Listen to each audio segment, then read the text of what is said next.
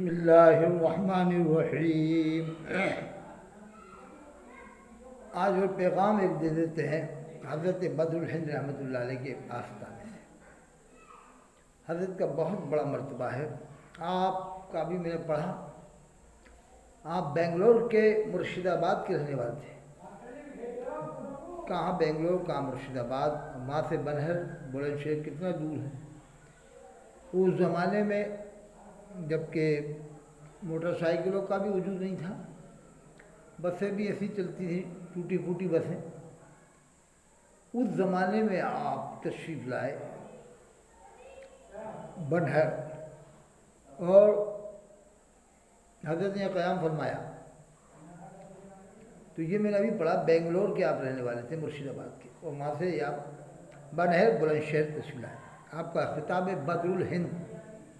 ابھی میں نے نفس مطمئنہ، نفس لوامہ، نفس ملہمہ، نفس راضیہ، نفس مرضیہ، اس کے بارے میں اقسام پڑھے۔ پھر اس کے آپ نے جو مناقب لکھے ہیں، درجات لکھے ہیں کہ نفس امارہ کے اندر کیا پایا جاتا ہے، یعنی حسد، تکبر اور جہالت اور حرص، لالچ، یہ نفس امارہ کے اندر پایا جاتا ہے۔ تو میں دیکھ کے رہ گیا کہ اللہ اکبر، یہ تو میں نے ابھی تھوڑا سا پڑھا تھا عشر کے بعد، نفس کے اقسام، پھر اس کی تعریف، توضیح۔ تو یہ تو ابھی ذرا سا مختصر میں نے پڑھا، اس میں سمجھا کہ حضرت نے نفس کی قسمیں لکھ کر کے پھر نفس کے بارے میں بتایا کہ اس نفس میں یہ پایا جاتا ہے، اس نفس میں یہ پایا جاتا ہے۔ جیسے نفس امارہ میں برائی کا معاملہ آ جاتا ہے، تکبر، حرص، حسد، جلن، جہالت اور بھی باتیں، اور نفس مطمئنہ، نفس لوامہ، نفس ملہمہ، نفس راضیہ، نفس مرضیہ، اور بھی حضرت نے اقسام ایک دو اور بیان کی۔ یہ خالی ایک میں نے ورق پڑھا ذرا سا، تو اس میں حضرت کے علم کا پتہ لگا کہ آپ تصوف کے اعلیٰ درجات پر فائز تھے۔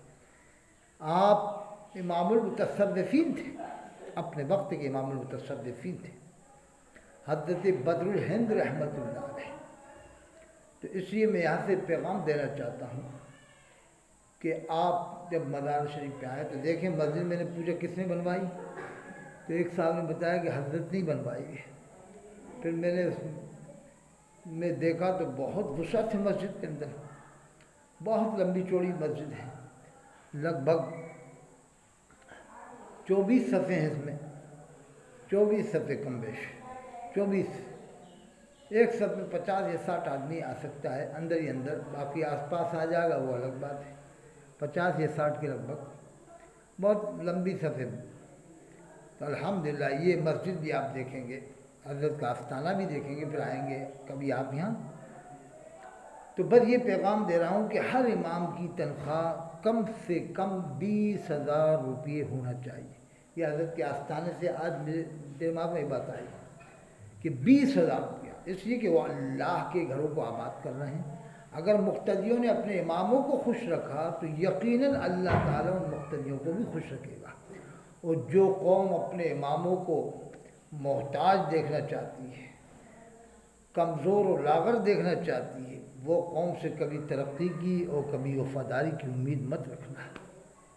وہی قوم ترقی پذیر ہو سکتی ہے، اس سے وفا کی امید رکھی جا سکتی ہے، جو قوم اپنی کمائی کے ایک دن کا پیسہ تنخواہ میں دے دے۔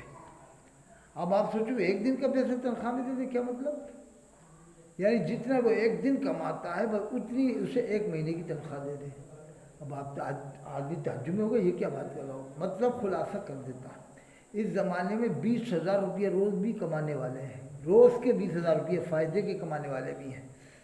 تو وہ اپنی ایک دن کی کمائی امام کی تنخواہ مقرر کر دیں، ایک دن کی، لیکن اس میں بھی ان کی جان نہیں نکل جائے کہیں ایسا نہ ہو کہ روح قبض تو کیا ہوگی لیکن جان نہ نکل جائے۔ تو جو قوم اپنے اماموں کو اس طرح سے دیکھ رہی ہے کہ جن کے پاس موٹر سائیکل بھی نہیں ہے، اپنا مکان بھی نہیں ہے، ان کو بیوی بچوں کے لیے کوئی عالی شان ان کے لیے وہ بھی معاملہ نہیں ہے رہنے سہنے کا، وہ قوم کیا کامیاب ہوگی جو اللہ کے گھر کو آباد کرنے والے امام کو اس طرح سے رکھتی ہے۔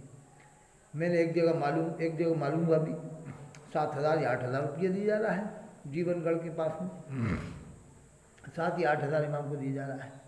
تو آپ سے یہی گزارش ہے کہ اپنے ہر امام کو، علی گڑھ میں جتنے بھی ہیں بلکہ پورے ہندوستان میں جتنے امام ہیں، ہر امام کو 20,000 سے کم دینے کو آپ یہ سمجھو کہ کچھ دے ہی نہیں رہے، 20,000 سے کم دینے کو۔ اور اگر ہے تو 30,000 بھی دو، 40,000 بھی دو، ہے تو، نہیں ہے تو کم از کم 20,000۔ آج کے زمانے میں پیسہ بھی ہے اماموں کے پاس، اب پبلک کے پاس بھی بہت پیسہ ہے۔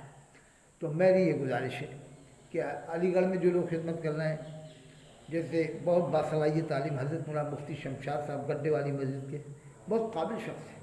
اسی طرح خطیب اسلام، خطیب باوقار حضرت حافظ اختر صاحب ہیں جو غریب نواز مسجد میں امامت کرتے ہیں، اور ناظم اعلیٰ بہترین نظام کرنے والے جناب حضرت حافظ قاری شان عالم صاحب ہیں جو ایک تارہ مسجد میں امامت کرتے ہیں۔ یہ پرانے ائمہ ہیں علی گڑھ کے اندر، اور بھی ائمہ ہیں، نام یاد نہیں آ رہے مجھے۔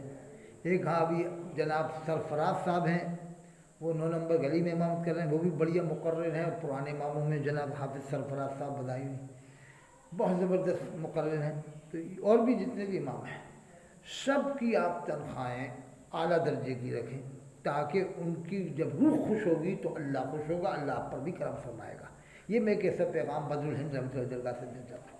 اور مدرسہ قاضیہ چشتیہ جو جیون گڑھ میں ذاکر نگر میں ہے، جناب معمار ملت حافظ احسان صاحب بہت پہلے سے چلا رہے ہیں، آج سے نہیں، بہت پہلے سے۔ جب یہاں پر اہل سنت کا پہلے بھی نہیں تھے ایسے، بہت کہیں ہوں گے، لیکن انہوں نے ایک قلعہ بنایا، پھر ان کے دیکھا دیکھی کتنے لوگوں نے قلعے بنائے، تو بنیادی کام حضرت حافظ احسان قاضی صاحب نے کیا ہے، جو حضرت پیر سالم میاں صاحب رحمۃ اللہ سے مرید ہیں، ان کی بھی آپ مدد کریں، ان کے مدرسے کی۔ اور اسی زمانے مفتی اشرف صاحب بھی موجود ہیں جو بہت باصلاحیت شخصیت ہے، وہ بھی وہیں موجود ہیں۔ اللہ تعالیٰ ہم سب کو اس عمل